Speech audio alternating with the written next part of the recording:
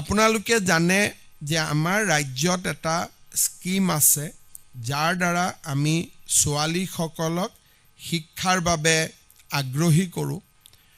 সেইটো হ'ল নিযুত মইনা আঁচনি যেতিয়া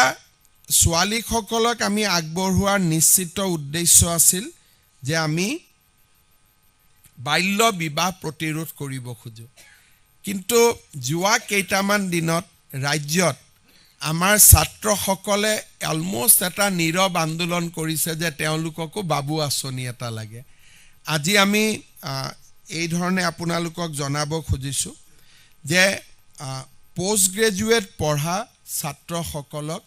আমি ফেব্ৰুৱাৰী মাহৰ 1 তাৰিখৰ পৰা মাহত 2000 টকাকৈ আগবঢ়াম